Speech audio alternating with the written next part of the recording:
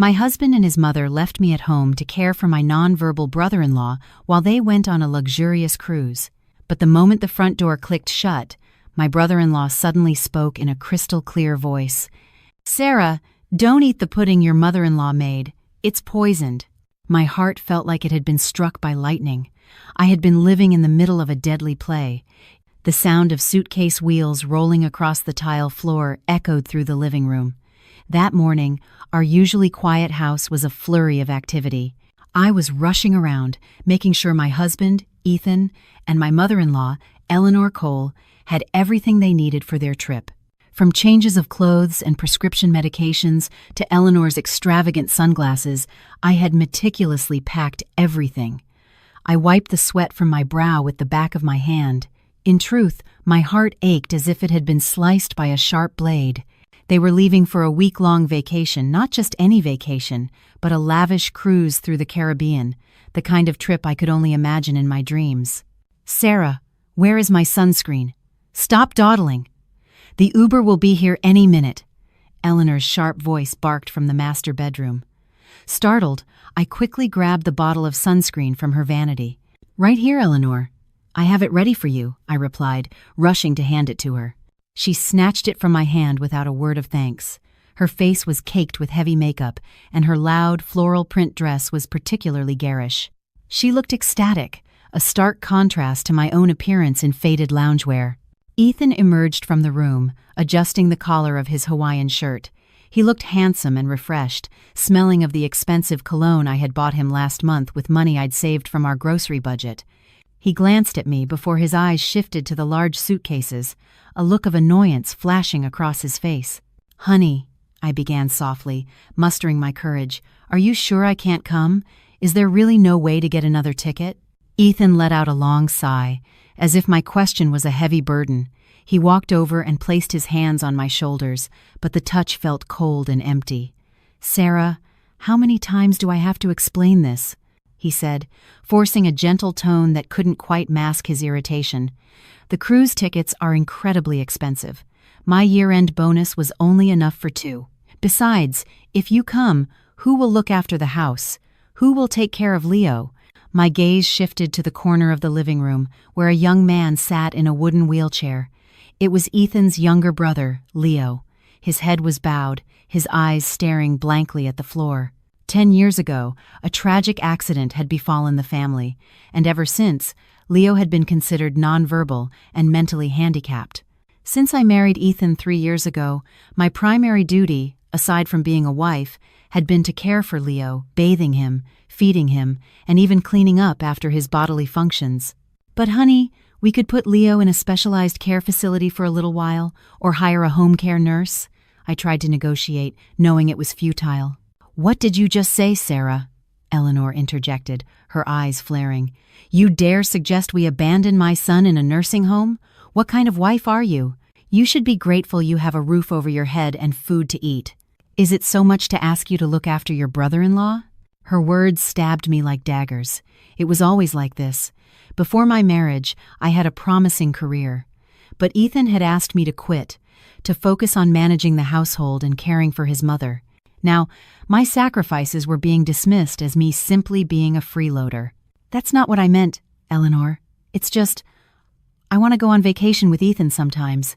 My voice trailed off, my courage shrinking under her sharp gaze. All right, let's not fight," Ethan mediated, though it was clear he was on his mother's side. "It's bad luck to argue before a trip. Sarah, you stay home. Besides, Leo needs someone he knows. He'd be uncomfortable with a stranger." I could only nod, swallowing the bitter pill of disappointment. It settled deep in my stomach, a silent ache. A car horn honked from outside. Their ride had arrived. Ethan and Eleanor quickly grabbed their suitcases. I carried my mother-in-law's purse to the front door for her. Before getting into the car, Eleanor suddenly stopped. She turned and looked at me. Strangely, her gaze wasn't cynical this time. A smile played on her lips, a very sweet smile, but for some reason, it sent a shiver down my spine. It wasn't a genuine smile, but the smile of someone hiding a plan. "Oh, Sarah, I almost forgot." Eleanor said in a syrupy sweet voice, a complete departure from her scolding tone just minutes before. "I made a special raspberry pudding for you. It's in the fridge." I was stunned. Pudding? Eleanor had made food for me? In all my years here, she had loathed entering the kitchen for my sake. Usually, I was the one waiting on her like a queen. "Pudding?" I asked, bewildered. "Yes, pudding," Ethan chimed in, also beaming. "Mom woke up at dawn to make it. It's an old family recipe. She said she put in some precious herbal supplements to warm your body and help you conceive. We've wanted a baby for a long time, haven't we? I guess this is her way of trying to help."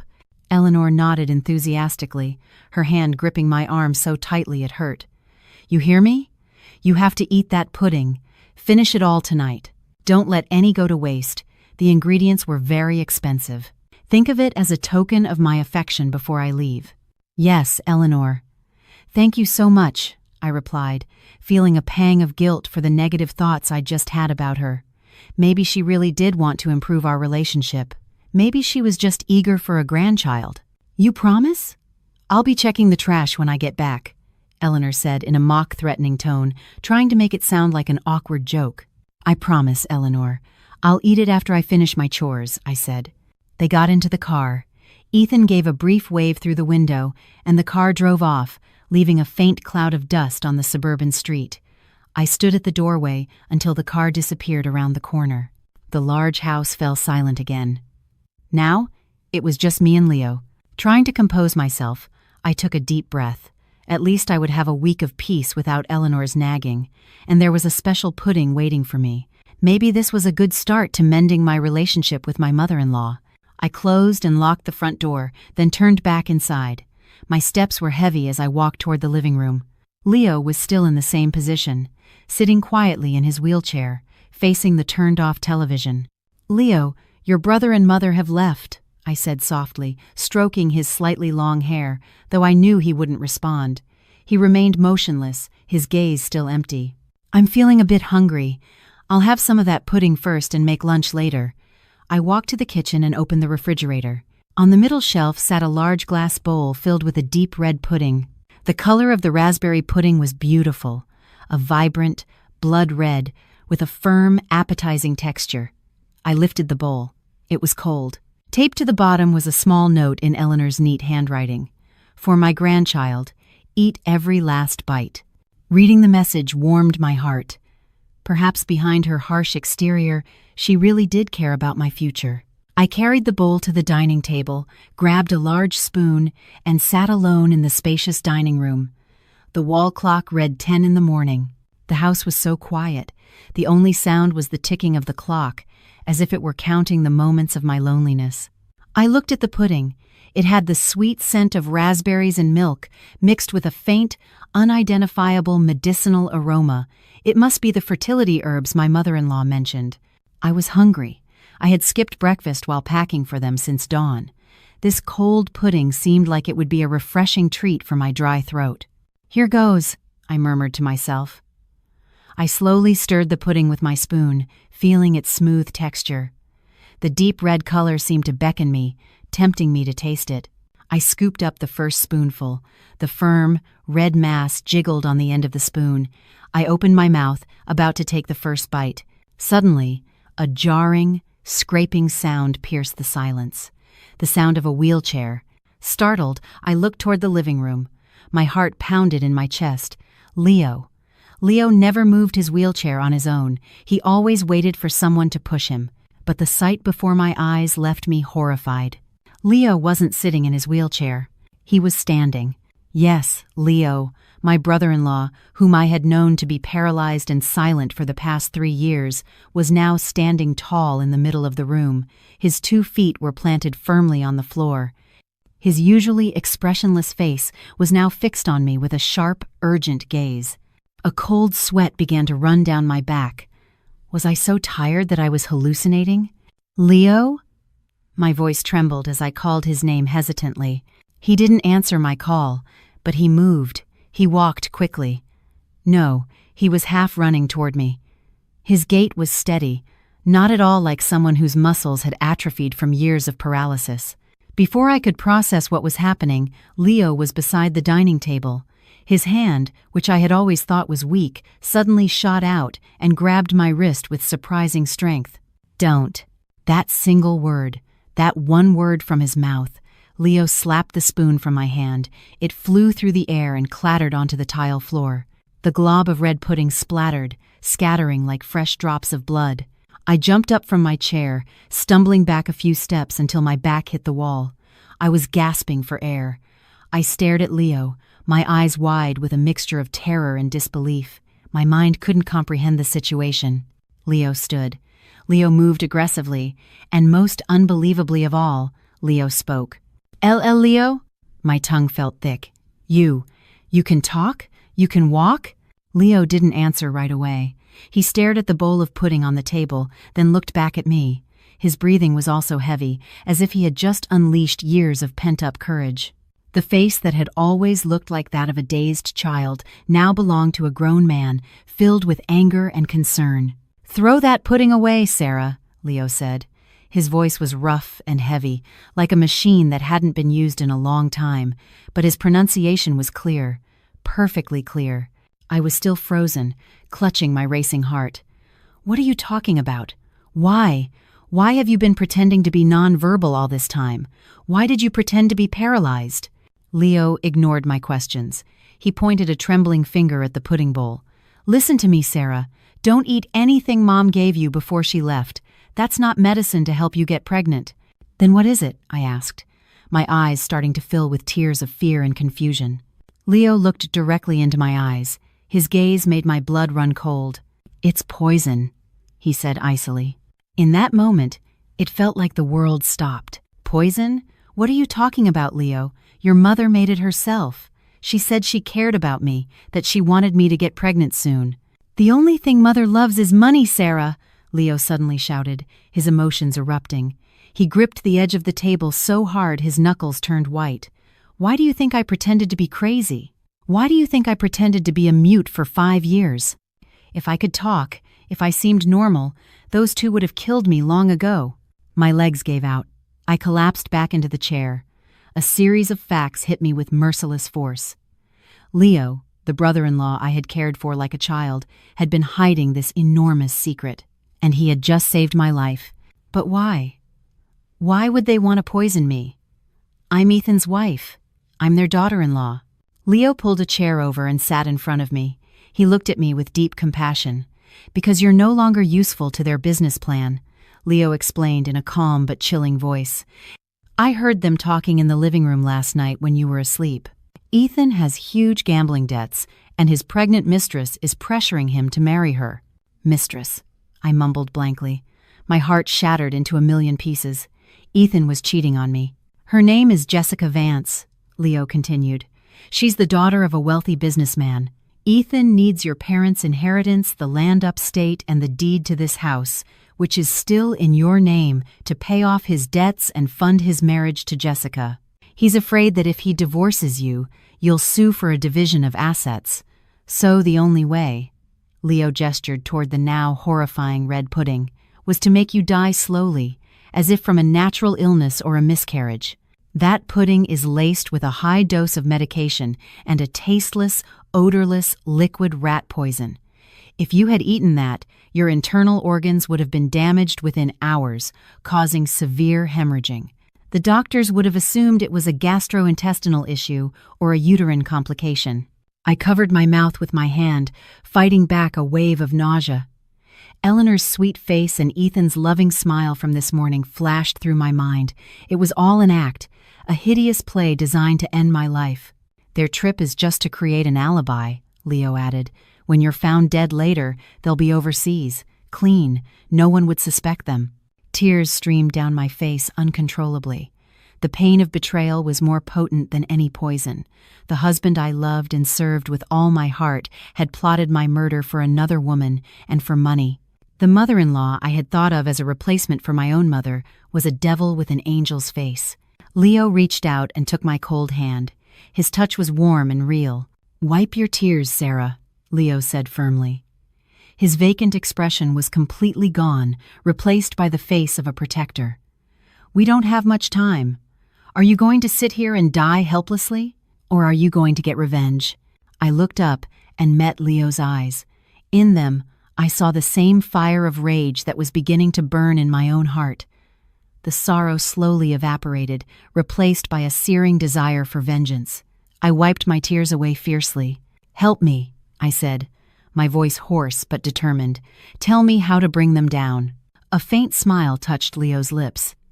"First, we need evidence. We need to take that pudding and get it to a lab." I was still staring at Leo in disbelief. It felt like a nightmare, but the pain in my chest from Ethan's betrayal was all too real. Leo, whom I had always considered helpless, was now laying out a plan before me like a general commanding a war. "Before we go to the lab, you need to know everything," Leo said, pulling his chair closer. He poured me a glass of water. His movements were so natural, without a trace of the awkward motor skills he had displayed for so long. "Why did you have to pretend to be nonverbal and paralyzed, Leo? Wasn't that torture?" I asked softly after taking a sip of water. Leo let out a long sigh. His gaze drifted to the past. 5 years ago, my father died suddenly. Everyone said it was a heart attack. But the night before he died, I saw Mother mixing something into his coffee. I was young then and didn't know what it was. But after Dad died, she immediately seized all the company assets and kicked out all of Dad's relatives. I gasped. "Are you saying your mother murdered your father?" I had no proof back then, but she knew that I saw her making that coffee. She started getting paranoid. A few weeks after the funeral, I had a car accident. The brakes failed. I survived, but my legs were badly injured. Leo pointed to his own legs, now firmly on the ground. The doctor said I could make a full recovery with physical therapy, but Mother told everyone my nerves were severed and that I would be paralyzed for life. She even bribed the doctor to forge my medical records. "Oh my God!" I moaned in horror. "That's not all, Sarah. She started giving me high doses of tranquilizers every day. The drugs made me groggy, made it hard to speak, hard to think. I realized she was trying to turn me into a living vegetable, so I couldn't claim my inheritance or expose her secrets. So I decided to stop fighting. I pretended to swallow the pills but secretly threw them away. I pretended to be a mute, completely paralyzed, so she would feel safe and stop trying to kill me. I looked at my brother-in-law with a mixture of awe and sorrow. What a heavy burden he had been carrying all alone, living under the same roof as a murderer, forced to feign helplessness just to survive. "I'm so sorry, Leo," I said, taking his hand. "I had no idea. I thought you were really sick." "It's not your fault. You were the only person in this hellish house who genuinely cared for me." Leo's eyes softened. "That's why I couldn't stand by when I knew it was your turn." Leo stood up and walked over to a decorative cabinet in the living room. He pushed aside a large ceramic doll and fumbled with the underside of the shelf. Click. A secret panel opened. My jaw dropped. Even though I cleaned this house every day, I never knew there was a hidden compartment there. From the small space, Leo pulled out a small notebook and an old digital recorder. "I documented everything," he said, placing them on the table. "Dates, times, what they talked about. All of Mother's and Ethan's crimes are in here. Company tax evasion, bribing public officials, and the plan to get rid of you." With trembling hands, I opened the notebook. Leo's handwriting was neat and detailed. My eyes stopped on the last page. Dated last night, May 20th, 11 p.m., living room. "Ethan, Jessica can't wait any longer. She's threatening to go to the police if I don't marry her right away. She's starting to show. Eleanor, calm down. Sarah is an idiot. She'll believe anything we say as long as we pretend to love her. Give her that special pudding tomorrow. The liquid rat poison I bought on the black market is undetectable when mixed with raspberries. Tell her it's an herbal remedy. Ethan, but won't the police be suspicious if she dies suddenly? Eleanor, we'll be on the cruise. A perfect alibi. Sarah has a history of stomach problems, so we'll just say her gastritis got worse and she died from a gastric hemorrhage. A clean solution. Sarah's inheritance will legally go to you, her husband. You can pay off your debts and marry Jessica. Reading the transcript, I felt another wave of nausea. This time, it wasn't from fear, but from disgust. Disgust for the man I had loved, and disgust for myself for having been so blind. "They're monsters," I snarled. The tears had already dried. Now, only the fire of revenge burned in my chest. "Now you believe me?" Leo asked. I nodded firmly. "What do we do now?" "We need irrefutable physical evidence. My notebook is just supplementary. We need to prove medically that the pudding is toxic," Leo said, pointing to the red bowl. "Do you have any friends who work in a lab or a hospital?" I thought for a moment. "Chloe, my friend from high school. She's a chemical analyst at a private lab downtown." "Good. Contact her right now. But don't use your phone. Ethan might have bugged it. Use mine." Leo pulled an old cell phone from the pocket of his loose-fitting pants, a phone I never knew he had. An hour later, wearing a large hoodie and sunglasses to hide our identities, Leo and I arrived at the lab where Chloe worked. Luckily, she was on duty. Her face turned pale as I explained everything, and it went even whiter when Leo began to speak normally. "Are you serious?" Chloe asked, half in disbelief, as she took the pudding sample I had brought in a glass jar. "Please check it as soon as you can, Chloe. It's a matter of life and death," I pleaded. "Wait here. I'll use a rapid basic toxicology screening kit first. A detailed component analysis will take about a day, but the rapid test can detect common poisons within 30 minutes. Those 30 minutes felt like 30 years. Leo and I sat in the cold waiting room. He held my hand the whole time, giving me strength. Finally, the lab door opened. Chloe emerged, her face tense. She was holding a single printout. "Sarah." Chloe's voice trembled. She looked at me with horror-filled eyes. "You pine! You didn't eat any of this, did you? Not even a little?" I shook my head. "No, I didn't. Why, Chloe?" "This is insane," Chloe said, pointing to the numbers on the paper. "This pudding contains a lethal dose of arsenic trioxide, mixed with a high dose of an anticoagulant, a blood thinner. If you had eaten this, the arsenic would have corroded your stomach lining, and the blood thinner would have caused massive, unstoppable internal bleeding. You would have died in excruciating pain within hours." I muffled a scream with my hand. My whole body was shaking violently. Arsenic, a classic poison favored by murderers, and a blood thinner. Now I understood why they had asked about my history of stomach problems. They wanted my death to look like a common gastric hemorrhage. How evil, how calculated all of it was. "They really tried to kill me," I whispered. Fresh tears flowed, but this time they were tears of gratitude. God had protected me through Leo. "Keep this result, Chloe. Create an official report that we can use as legal evidence," Leo said firmly. "And secure the remaining pudding sample as evidence." Chloe nodded quickly. "Of course, I'll store it in the hazardous materials sample vault. You two need to be extremely careful. This is attempted, premeditated murder." After thanking Chloe, we returned to my car, an old car that was my father's, which I rarely used because Ethan had always forbidden me from driving. "Where to now?" I asked, starting the engine. My hands on the steering wheel were still trembling. "Home. We need to find those insurance papers," Leo said. "In my notebook, I have an entry where I overheard Ethan mentioning a new life insurance policy he took out in your name without your knowledge." As soon as we got home, we headed for Ethan's study. That room was always locked, a forbidden space for me, but a locked door was no problem for Leo. He pulled out a small set of wires from his pocket, and within seconds, with a click, the door was open. During his time feigning his condition, Leo had secretly learned many things through the internet. We searched the room, desk drawers, bookshelves, everything. "Found it!" Leo exclaimed from behind a large painting on the wall. There was a wall safe. For the password, Leo entered the birthday of Ethan's mistress, Jessica Vance. The safe opened. Inside were stacks of cash, my old gold jewelry that I thought had been lost in a burglary. It turned out Ethan had stolen it, and a thick blue folder. I opened the folder. The title read, "Premium Life Insurance Policy." The insured's name was listed as Sarah Miller. The sole beneficiary was Ethan Cole. The death benefit was $5 million, with an additional clause stating the payout would be doubled in the case of death by accident or acute illness.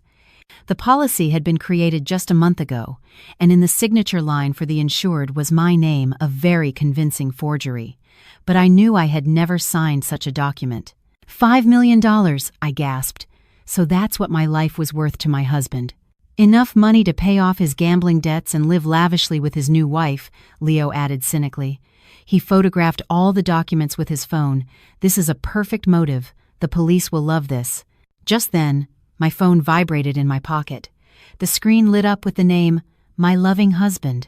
My heart skipped a beat. Answer it, Sarah, Leo whispered, his face serious. It's time to start our act. You have to play along. Make them believe their plan is working. I took a deep breath, trying to calm my frantically beating heart. I pressed the green call button and turned on the speakerphone. Hello, Ethan, I said, making my voice sound slightly hoarse and weak. From the other end of the line, I could hear the sound of waves and relaxing music. Then came Ethan's cheerful voice, overly cheerful. Hello, Sarah. How are things at home? I just got to the port. The signal is a bit weak. Is everything okay? I glanced at Leo. He gave me a thumbs up, signaling me to continue. Yes, Ethan, I'm okay, I replied softly. It's just, I haven't been feeling well since a little while ago.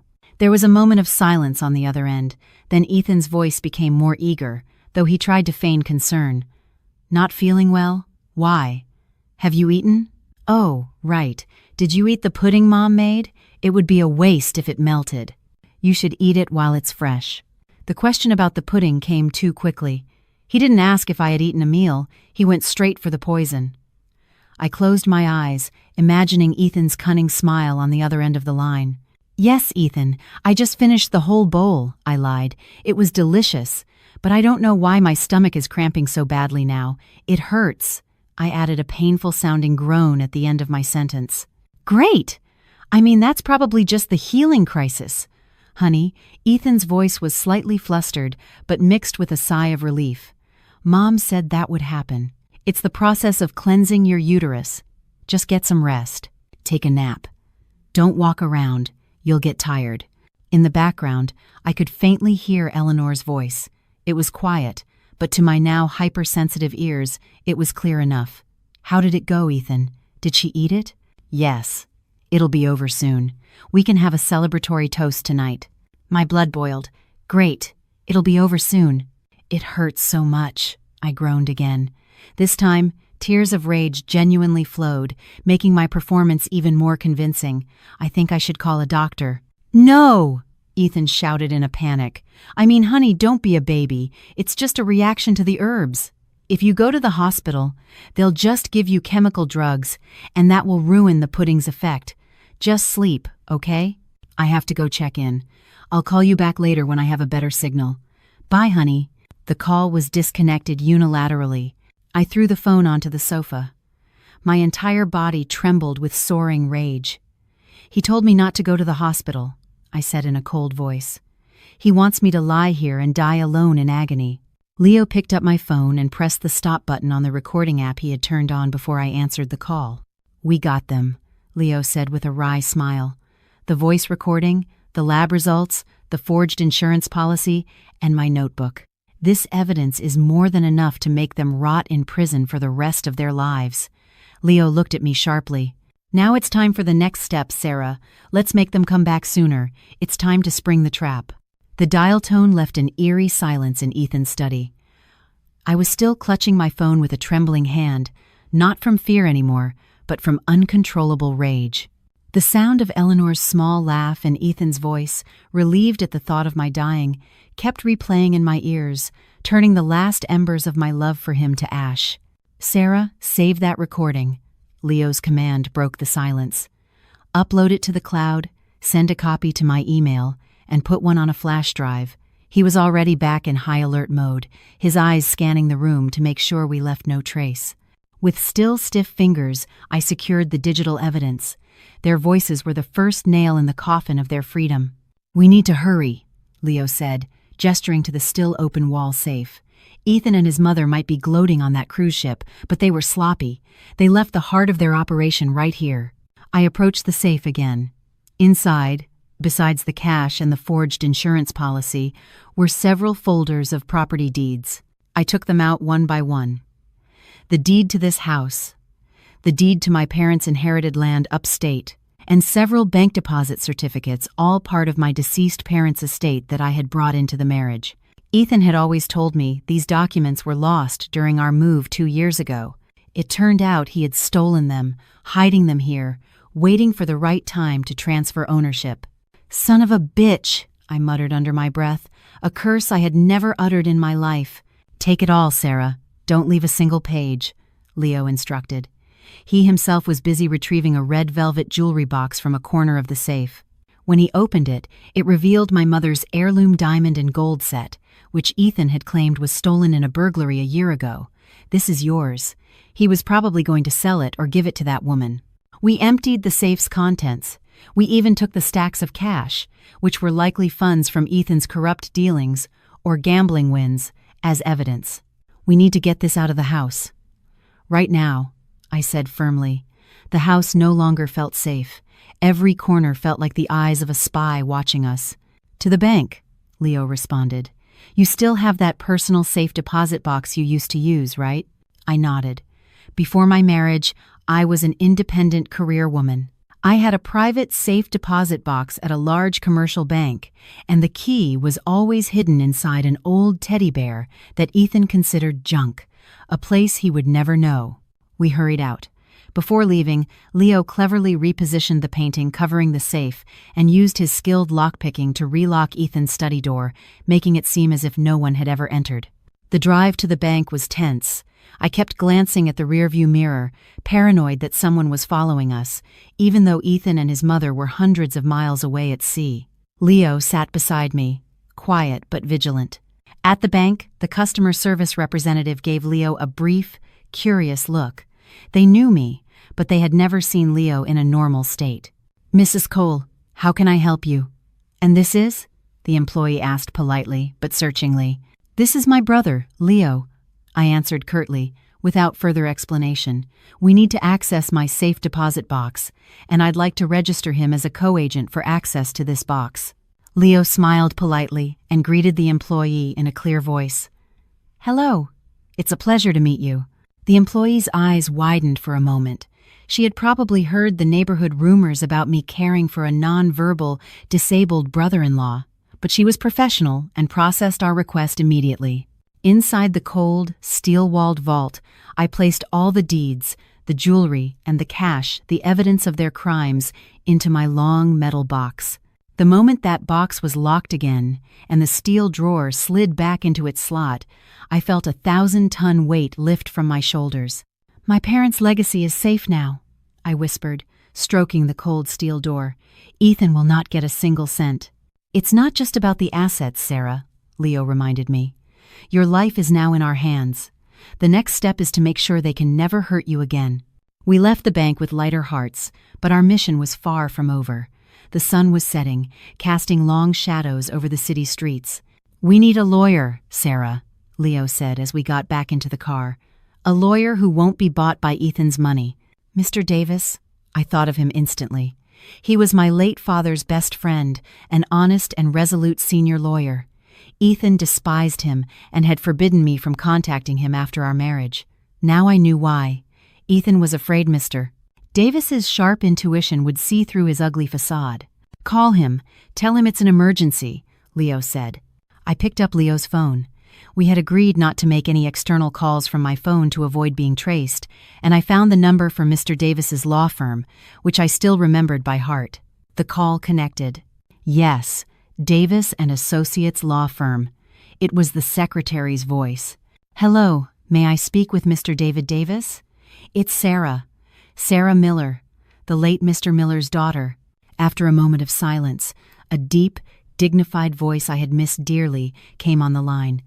"Sarah, it's been so long. How are you? Does your husband know you're calling?" "He wouldn't be happy." Hearing that fatherly voice, I felt tears welling up. "Mr. Davis, I need your help. I'm in danger. Ethan and his mother tried to kill me." I heard a chair creak on the other end of the line, a sign that Mr. Davis had shot up in surprise. "What? Where are you now? Are you safe?" "I'm safe. I'm with Leo. And we have evidence, Mr. Davis." "The poison, a recording, forged documents. I need your help to put them in jail. Come to my office right now. I'll contact a friend of mine in the police department. Don't stop anywhere. Come straight here." I hung up and looked at Leo. His nod gave me courage. My father's old car cut through the traffic, taking us to the stage for our new counterattack. I was no longer the submissive, naive wife. The old Sarah had died today with that poisoned pudding. What remained was a woman ready to demand justice. The conference room at Mr. Davis's office was cool from the central air conditioning, but the atmosphere inside was hot with tension. Spread across the long mahogany table was all the evidence we had gathered. The jar with the remaining red pudding, the preliminary lab results from Chloe, Leo's small notebook, the voice recording on the phone, and photos of the forged insurance documents. Mr. Davis sat at the head of the table, his aged face flushed with suppressed anger. Beside him sat a well-built police officer with detective's insignia on his shoulder. He was Detective Evans, a close acquaintance of Mr. Davis, from the Major Crimes Division. They had just finished listening to the recording of the phone call I had with Ethan. Even after the recording stopped, the sound of Eleanor's cruel chuckle seemed to linger in the room. "Shameless bastards," Mr. Davis groaned, his fist clenching on the table. "I suspected that Ethan Cole was no good from the beginning of your marriage, but I never imagined he could be this evil. And that mother of his, what kind of woman tries to poison her own daughter-in-law for money?" Detective Evans looked back and forth between me and Leo. His gaze was sharp but filled with sympathy. "Miss Miller, this evidence is very strong. This is attempted murder with a financial motive, compounded by insurance fraud and forgery. If the poison is proven to have been a lethal dose, they could be looking at life in prison or even the death penalty in this state." The detective then turned to Leo. "And Mr. Cole, your testimony will be the key. Forgive me, but according to our records, you are nonverbal and have a mental disability." "That was my method of survival, Detective," Leo cut in calmly. His heavy, intelligent voice slightly startled Detective Evans, even though Mr. Davis had briefed him beforehand. "Indeed," the officer replied. "I am of sound mind and ready to undergo a psychological evaluation to prove the validity of my testimony. For years, I have been a direct witness to their conspiracies." Mr. Davis patted Leo's shoulder proudly. "You're a smart kid. Your father would have been proud to have a strong daughter-in-law like Sarah and a clever son like you." "So what's our plan now, Detective?" I asked. "I wanted to see them pay as soon as possible. They're still at sea. Do we arrest them when they dock next week?" Detective Evans shook his head. "That's too long, Miss Miller. There's a risk they might suspect their plan has failed and destroy other evidence or try to flee. And if they can't get in touch with you after that last call, they'll become suspicious. We need to lure them back into our trap right now." "Lure them?" I asked. "We give them the scenario they're hoping for," Leo said suddenly, his eyes shining with intelligence. "They're waiting for news of your death. Let's give it to them." Mr. Davis frowned. "What do you mean?" Leo leaned forward. "Don't give them the news of her death right away. They'd be happy, but they would take their time. Give them news that she's in critical condition. News that a neighbor found her unconscious, and she's now in the ICU fighting for her life. The insurance policy probably has a clause that the claim must be made immediately, and that the husband, Ethan Cole, must be present to sign off on medical decisions or the death certificate." Detective Evans caught on to Leo's line of thinking. "If they hear that Miss Miller is in critical condition, they'll panic, torn between the joy of the impending payout and the fear that she might wake up and testify. They'll rush back to make sure she's silenced for good and to secure the assets before any other family members can get involved." "Who makes the call?" I asked. "Not you. You're supposed to be in a coma," Leo said. He looked at Mr. Davis. "Mr. Davis, do you have a female staff member with an urgent and convincing voice? We can have her call Ethan, pretending to be a hospital nurse or the neighbor who found you." Mr. Davis smiled slyly. "My secretary is an excellent actress. I'll get her ready right now." 10 minutes later, the scenario was in motion. The secretary, following Detective Evans's instructions to add authenticity, used our home phone number, which had been technologically rerouted, to call Ethan. The speakerphone was on. Everyone in the conference room held their breath. "Hello? Who is this?" "I'm on vacation. Don't bother me," Ethan's annoyed voice came through, muffled by the sound of sea wind. "Hello, Mr. Ethan Cole?"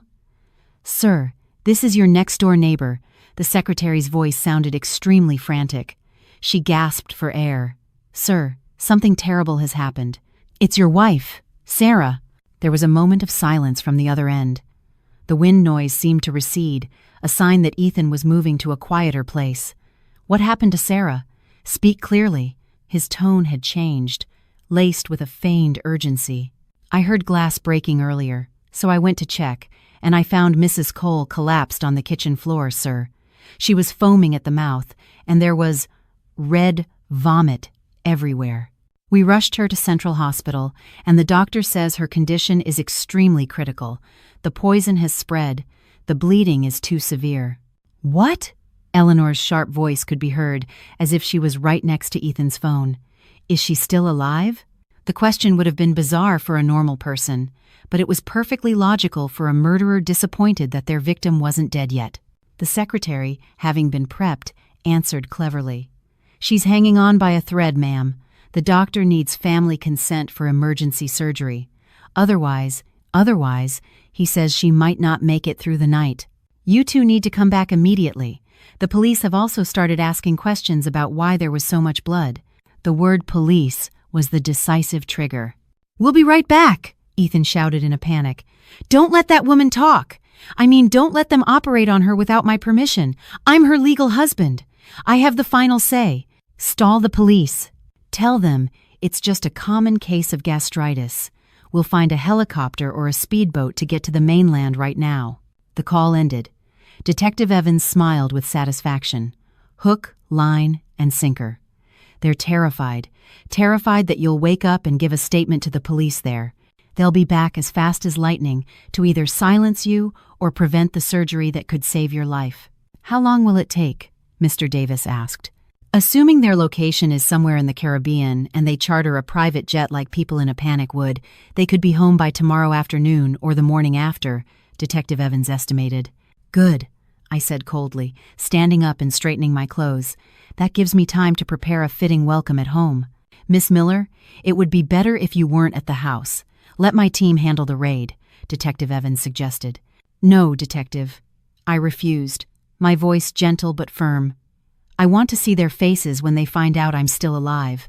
I want to see my mother-in-law's face when she realizes her pudding of love failed to kill me. I will be waiting in the living room, sitting on the very sofa they always forbade me from using." Leo stood beside me. "I'll be with her. We'll wait for them to come home."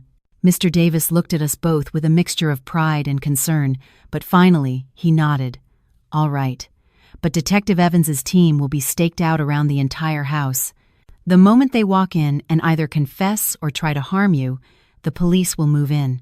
That night, Leo and I returned to the silent, large house, but this time it was no longer a prison. It was the stage for the final act. I cleaned up the broken pieces of the bowl and the remaining pudding from the floor, scrubbing it until it shone. "Get a good night's sleep, Sarah," Leo said as we finished tidying the living room. "You'll need a lot of energy to play the lead role tomorrow." I went to my room and locked the door. For the first time in 3 years, I fell asleep without the fear of being scolded for oversleeping. I slept peacefully, awaiting the return of my loving husband and mother-in-law, who were flying back to be escorted to prison. The hands on the living room wall clock seemed to move in slow motion. Tick, tock. The sound was usually drowned out by Eleanor's shouting or the blare of the television Ethan always had on too loud. But this afternoon, an almost sacred quiet had descended upon the large house. It was the kind of silence that precedes a storm, the calm surface of the sea just before a hurricane makes landfall. I was seated in the single armchair upholstered in dark, faux leather. This was Eleanor's throne. In the 3 years I had been married to Ethan, I was never once permitted to sit here. "That sofa is expensive, Sarah. Your cheap clothes might scratch the leather or leave a smell," my mother-in-law had once said. Now, I sat here, my back straight, my legs crossed elegantly, holding one of the finest porcelain teacups that had, until now, only been for display in the glass cabinet. A faint steam still rose from the jasmine tea. The aroma was calming, a contrast to my rapidly beating heart. It wasn't beating out of fear. That fear had died yesterday, along with the poisoned pudding that had splattered on the floor. My heart was pounding with adrenaline. the adrenaline of a hunter waiting for their prey to walk into a trap. "Drink your tea, Sarah." "Your hands are cold." Leo's soft voice came from behind the sofa. I turned my head slightly.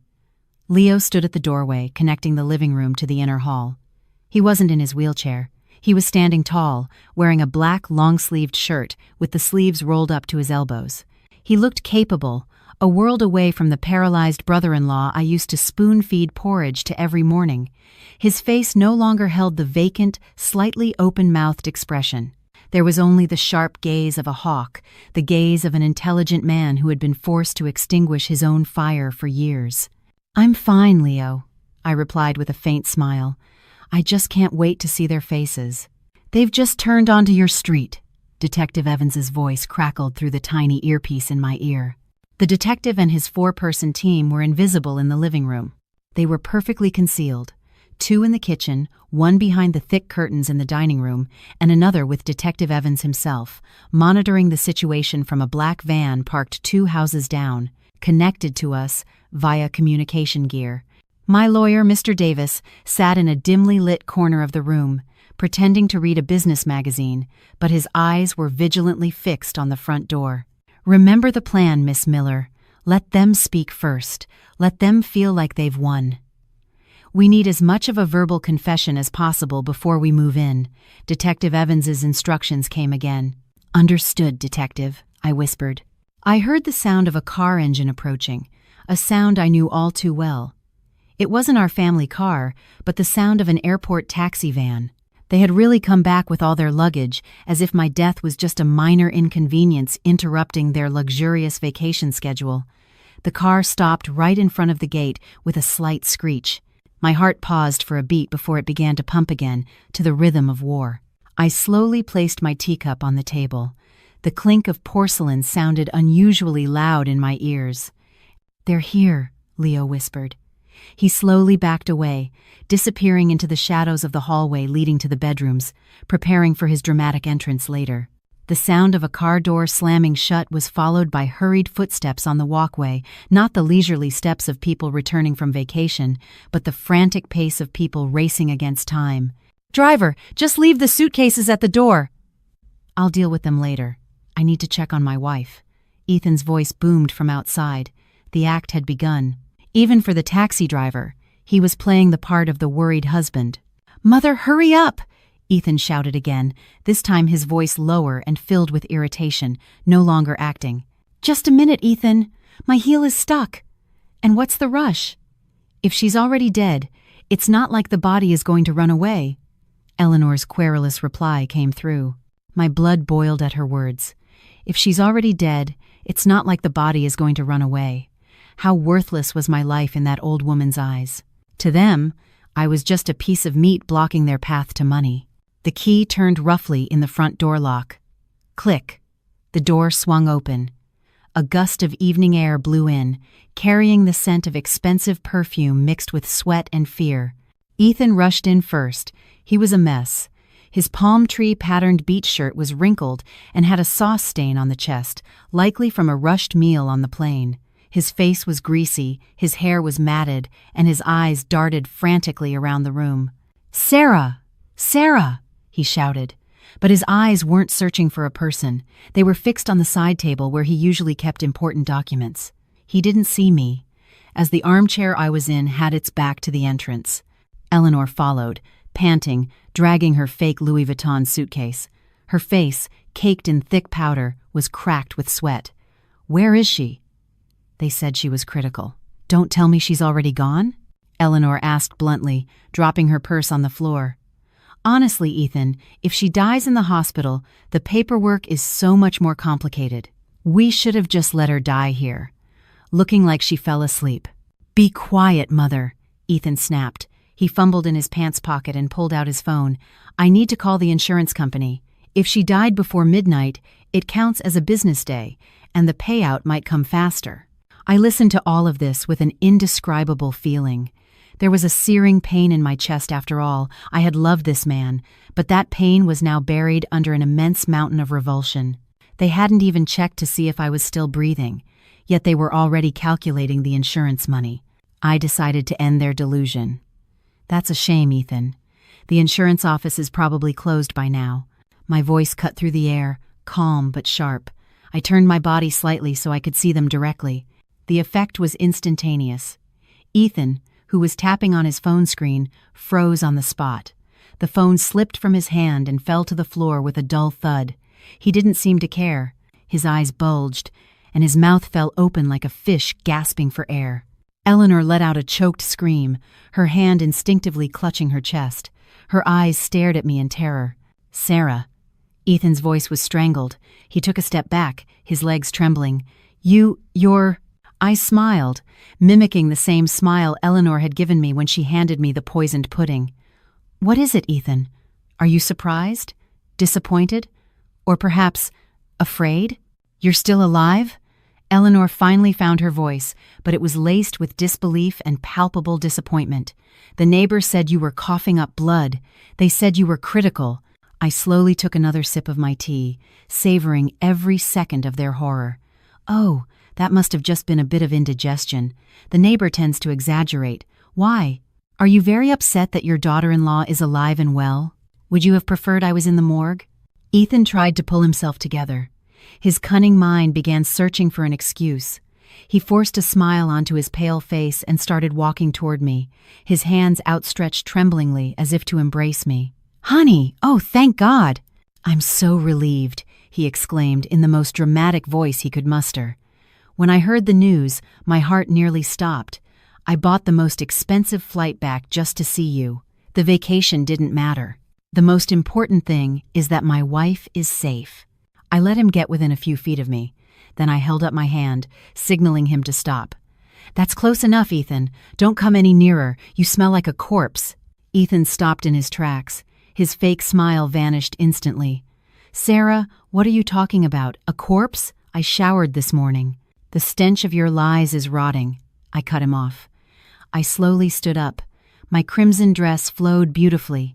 I felt taller, powerful. "You said you were panicking out of love, but the first thing you looked for when you walked in the door wasn't me, but the insurance company's phone number. You said you were grateful I was safe, but your mother just expressed her regret that dying in the hospital would complicate the paperwork." Eleanor's face turned crimson with rage and shame. "You watch your mouth, you ungrateful wretch. We rushed back all this way, and this is the thanks we get?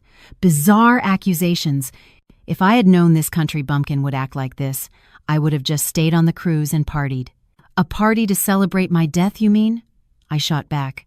Eleanor fell silent. Her lips trembled. "What are you talking about? Who said anything about killing you?" "The pudding, Eleanor," I said sweetly, as if discussing a recipe. "The special raspberry pudding made with the family's secret recipe. The pudding you called a token of your affection. The one you insisted I eat all of that night." Ethan's eyes darted around nervously. He looked at his mother, then back at me. "Sarah, did you eat that pudding?" "Of course not, Ethan," I replied casually. "If I had, I'd be a corpse with ruptured organs by now, and you two would be toasting with wine to celebrate your $5 million insurance payout." At the mention of the $5 million, Ethan's knees buckled. He stumbled back into a decorative cabinet. "Sarah, you're talking nonsense. What $5 million? Who told you that?" "Stop playing the fool, Ethan Cole," I shouted. My voice echoed through the room, making them both flinch. I was no longer the submissive Sarah. I was Sarah, betrayed. I grabbed the blue folder that Mr. Davis had prepared on the table. I threw it at Ethan. The papers inside scattered a copy of the forged insurance policy, copies of the land deeds he had stolen, and the transcript of their conversation. "Read it," I commanded. "The life insurance policy in my name that you created by forging my signature.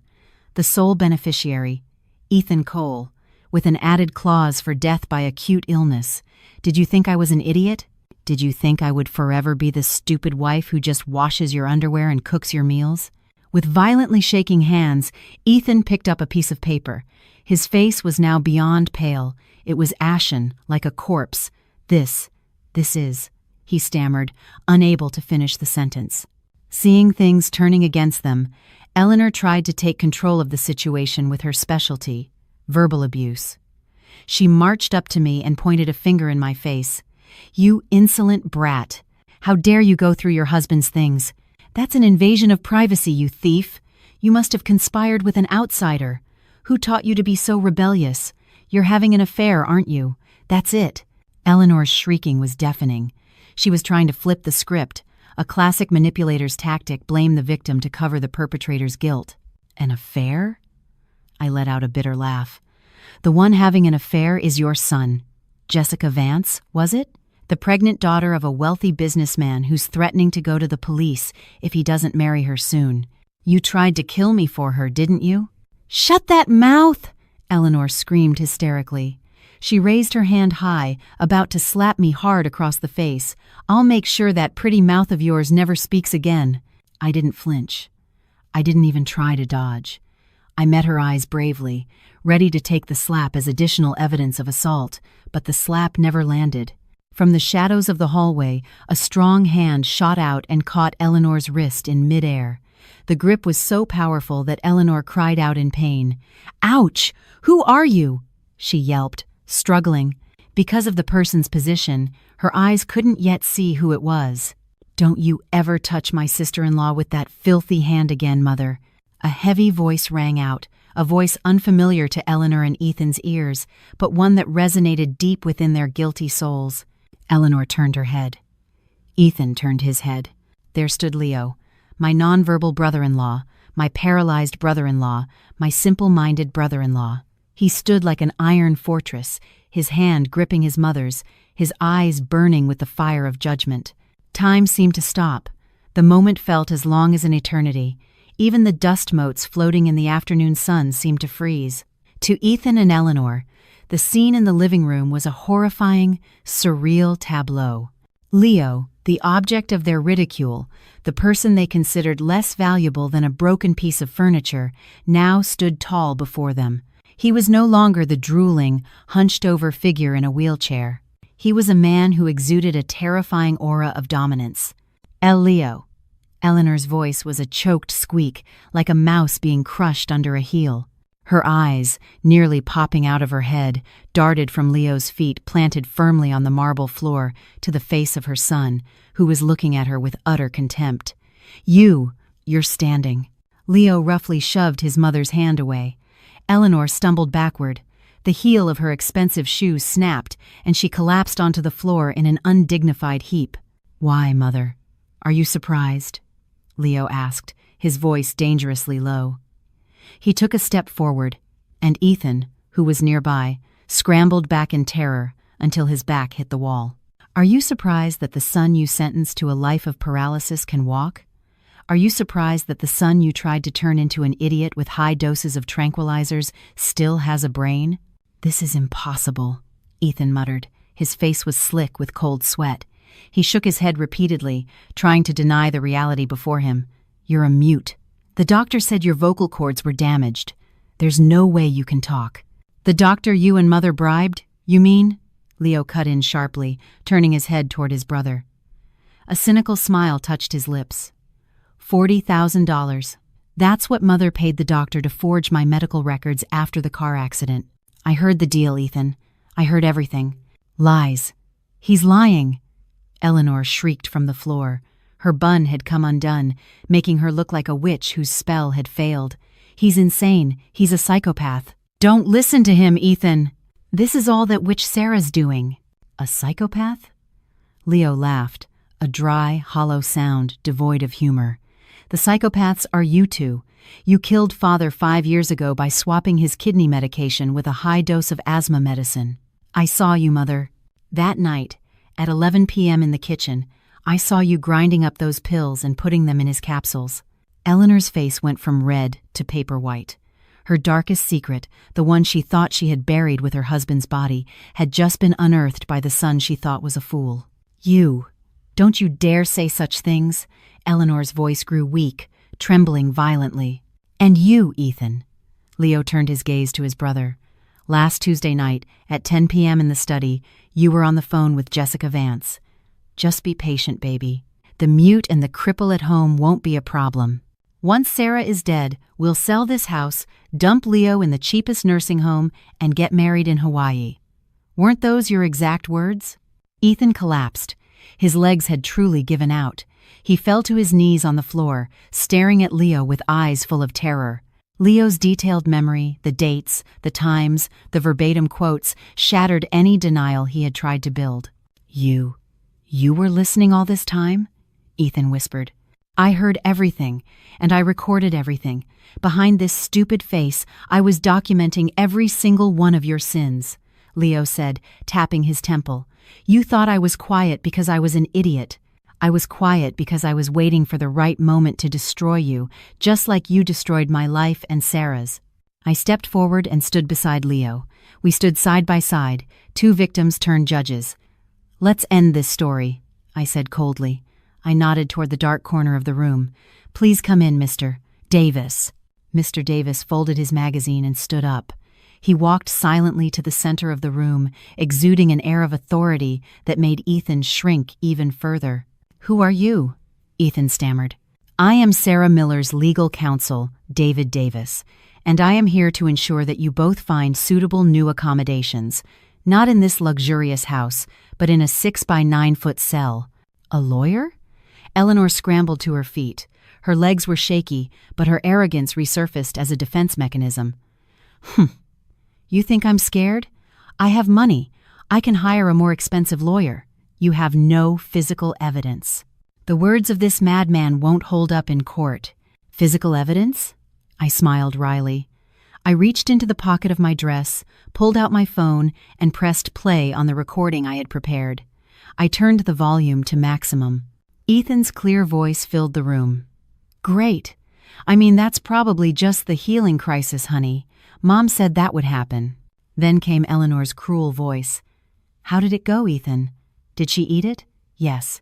It'll be over soon. We can have a celebratory toast tonight. The recording stopped. Silence fell again, heavier than before. The faces of Ethan and Eleanor were now unrecognizable masks of horror. It was their voices, their undeniable confession that they knew about the poison and were celebrating it. Is that not enough? Mr. Davis asked casually. He tossed a clear plastic folder onto Ethan's lap, who was still kneeling. Inside the folder, the jar with the remaining red pudding and the toxicology report were clearly visible. Official lab results with letterhead, Mr. Davis read aloud. Positive for 200 milligrams of arsenic trioxide and 50 milligrams of warfarin, lethal dose. And on the second page, we have the fingerprint analysis from the pudding bowl. A 100% match to Mrs. Eleanor Cole's prints, which we lifted from a cup she left on the table before your trip. And let's add the bottle of liquid rat poison, brand name Exterminator, that we found in a locked drawer in the backyard shed, Leo added. It had your fingerprints all over it, Ethan.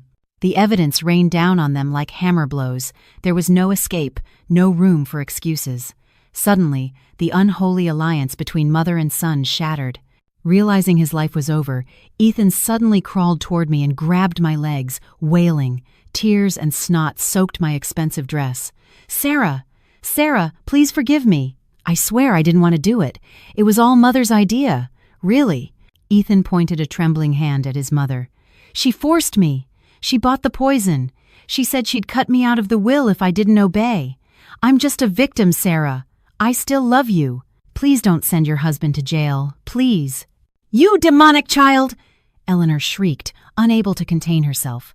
She lunged forward and grabbed Ethan by the hair. You're the one with the $2 million gambling debt. You're the one who got that cheap tramp pregnant.